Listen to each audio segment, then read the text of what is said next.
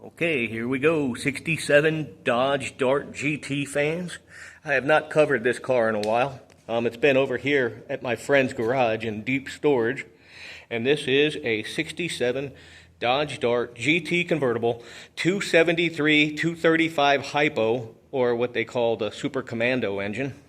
Not very many of these made. Very, very rare. In the Galen Gouvier book, Galen did not list an actual numerical breakdown on the convertibles.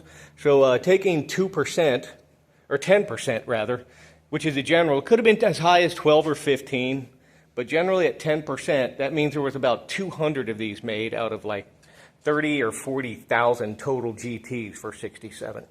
Anyway, somebody had owned this car for many, many years out of Tennessee, and when they painted it, they had these repop front ends put on. They don't come actually painted correctly. However, they are perfect. And this is probably one of the more interesting grills on the Dodge Dart because of the convex shape of it.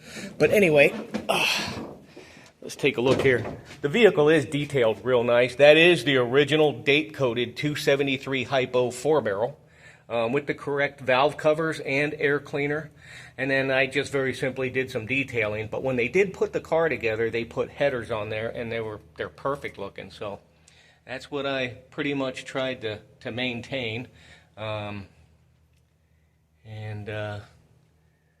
know, I dolled up the battery with the stickers and stuff you can get from online. And aftermarket factory style. That's a large 2-gallon aftermarket radiator, which resembles. I went to try to source out a radiator for it, and as you can imagine, it's made out of unobtainium as far as the numbers go. So, but anyway, not a big deal. This car runs out really good. Not a lick of rust on it. And the interior is not exactly correct. The GTs would have a little different skin cover on it. However, it was painted in the correct opalescent Chrysler color with Herb's paint vinyl interior.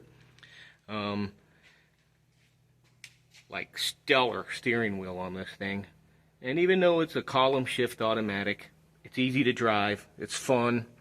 And I know it's not a 340, but that little 273 4-barrel Bulldog, once you get it up in the RPMs, it comes on pretty nice, man.